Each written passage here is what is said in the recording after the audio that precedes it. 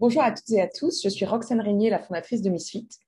Misfit, c'est des bilans de compétences non conventionnels spécialisés pour les femmes. Aujourd'hui, Misfit a accompagné plus d'une centaine de femmes dans leur quête de reconversion, d'épanouissement professionnel et de transition de carrière. Et ce qu'il faut savoir, c'est que les accompagnements qui se rapprochent très fortement du coaching personnalisé chez Misfit sont tous pris en charge par votre compte personnel de formation. Donc, c'est assez pratique si vous souhaitez vous faire accompagner sans débourser le moindre centime de votre poche. Mais vous pouvez retrouver toutes ces infos sur le site. Aujourd'hui, je vais vous lire l'étude de cas de Camille, qui est l'étude de cas numéro 8 que j'ai rédigée après l'avoir interviewée. Donc Camille, c'est une fille qui est aujourd'hui naturopathe. Avant, elle était chef de projet dans la communication. Et je vais vous raconter son histoire.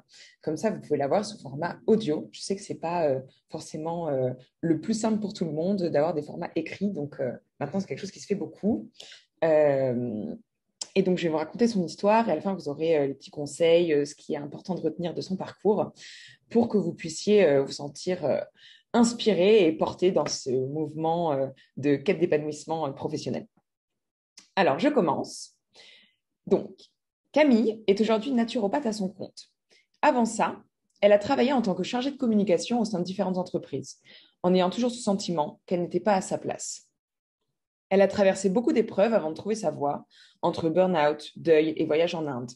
La reconversion de Camille est l'histoire d'une vraie résiliente, déterminée à créer une vie professionnelle en accord avec ses valeurs. Dans cette étude de cas, Camille vous raconte son cheminement et comment elle a réussi à faire un choix et à aller au bout de sa reconversion. Découvrez aussi ce que vous pouvez retenir de son parcours de battante et comment vous pouvez l'appliquer à vous-même. Alors maintenant, je vais parler à la première personne, que je raconte l'histoire de Camille. Comment le décès de mon père m'a ouvert les yeux sur l'importance de prendre soin de mon corps. J'étais chef de projet en communication quand on a diagnostiqué un cancer des poumons à mon père. J'avais alors 25 ans. Il était très pro-médicaments et c'est en le voyant malade que je me suis rendu compte que l'hygiène de vie était directement liée à notre état physique. La maladie ne nous tombe pas dessus finalement, c'est un processus qui se construit petit à petit. J'ai alors commencé à me renseigner sur les huiles essentielles, la phytothérapie. J'ai toujours aimé la psychologie et le développement personnel, donc je prenais beaucoup de plaisir à explorer ce milieu. Et c'est vrai que c'est vite devenu une vraie passion. Entre voyage en Inde, dépression et burn-out. J'avais 28 ans quand mon père est décédé et j'étais bien consciente que mon métier ne me plaisait pas. Je n'avais pas confiance en moi, j'avais une faible estime de moi-même et je me voyais rentrer petit à petit dans un processus dépressif. J'étais complètement perdue, je ne savais ni qui j'étais ni ce que je voulais. Je suis alors partie en Inde en vacances et c'est là-bas que j'ai eu un gros déclic sur mes envies, mes valeurs et mon métier. J'ai aussi compris que la réussite pouvait avoir plusieurs définitions et qu'en France, nous nous attachions à des indicateurs beaucoup trop matériels. À ce moment-là, je venais de commencer à travailler au sein d'une nouvelle entreprise en tant que chargée de communication et je me sentais en décalage complet avec la culture de travail et de management. Je commençais à tomber régulièrement malade et j'ai tenu 1 an dans ces conditions avant de demander à partir. J'ai alors négocié mon départ et le lendemain de mon dernier jour, j'ai fait un burn-out. Comme si mon corps avait relâché toute la pression d'un coup pour pouvoir enfin se reposer. C'est en me faisant accompagner que j'ai pu prendre une décision. Depuis mon retour en Inde, je savais que quelque chose n'allait pas, mais je n'arrivais pas à mettre le doigt dessus. J'ai alors commencé à me faire accompagner par une coach en développement professionnel. Et grâce à elle, j'ai pu reprendre toute ma réflexion de zéro. Nous avons travaillé sur ma place dans le monde professionnel et elle m'a aidé à déterminer les types d'environnement qui m'attiraient. Elle m'a également aidé à reprendre confiance en moi, en redécouvrant mes qualités et mes capacités. 3 pistes sérieuses ont alors été étudiées. Conseillère d'orientation, naturopathe et psychologue. En fait, ces pistes étaient des idées que j'avais déjà au lycée et qui sont ressorties pendant tout ce travail. Devenir psychologue m'imposait de reprendre des études pendant au moins 3 ans. Donc j'ai écarté cette piste rapidement. J'avais besoin d'une reconversion rapide. Devenir conseillère d'orientation m'obligeait à dépendre du ministère de l'Éducation nationale, un milieu que je percevais comme trop rigide et qui, selon moi, met les individus dans des cases. Donc je l'ai écarté.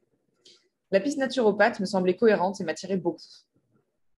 De plus, devenir naturopathe était pour moi une façon de coupler la partie pédagogique du métier de conseillère d'orientation et l'aspect thérapeutique du métier de psychologue. C'était parfait pour moi. Finalement, quand on est sur le bon chemin, tout se fait naturellement. À partir du moment où j'avais pris ma décision, tout s'est fait très facilement. J'ai de suite trouvé une école de naturopathie qui me convenait. En réalité, j'avais déjà entendu parler de cette école dans le passé, mais le prix m'avait rebuté. Et j'avais laissé cette idée dans un coin de ma tête. Maintenant que ce projet de reconversion était devenu ma priorité, j'ai réussi à trouver l'argent nécessaire pour le financer. J'ai pris la décision d'investir en moi, donc j'ai dû faire des concessions sur le reste, pas d'achat de voiture par exemple. Reprendre les études n'a pas été facile, mais ça me procurait un sentiment différent que quand je faisais des études en étant plus jeune. Je le faisais pour moi et c'était extrêmement plaisant. Je me suis investie à fond dans cette année d'études. Je n'ai jamais autant bossé de ma vie, mais c'était pour le mieux. Aujourd'hui, cela fait 1 an que je suis à mon compte. Je n'ai pas rencontré de difficultés particulières pour lancer mon activité. Tout s'est fait naturellement et sans blocage. Je gagne moins qu'avant pour l'instant, mais je consomme beaucoup moins car je souhaite rester cohérente dans ma reconversion sur tous les plans. Même si c'est difficile avec la crise aujourd'hui de lancer son business, pour rien au monde, je ne reviendrai en arrière. Les conseils de Camille. Envisager une reconversion n'est pas chose facile, car quand cela fait 10 ans qu'on travaille dans le même secteur, on a beaucoup de mal à imaginer ce que l'on pourrait faire d'autre. On ne sait pas à quoi ressemble le reste, donc on a peur et on reste bloqué. Sauf qu'il ne faut pas oublier que faire quelque chose qui n'est pas en accord avec soi-même et ses valeurs consomme beaucoup d'énergie. Parfois, il vaut mieux prendre le taureau par les cornes et aller explorer ce qu'il y a ailleurs. Si on n'est pas accompagné, c'est très difficile de faire toute une réflexion seule. Quand on ne se sent pas bien, nos idées ne sont pas claires et on a besoin de quelqu'un pour démêler tout ça. Pour ma part, j'ai énormément bénéficié des accompagnements thérapeutiques et de coaching que j'ai suivis pendant cette période. Il est important de bien budgéter tous ces coûts de reconversion pour éviter les mauvaises surprises. Je conseille de le faire de la manière la plus rigoureuse possible. Ça vous permettra de vous sentir en contrôle sur vos dépenses. Enfin, ça peut sembler bateau, mais il faut se faire confiance et suivre son intuition.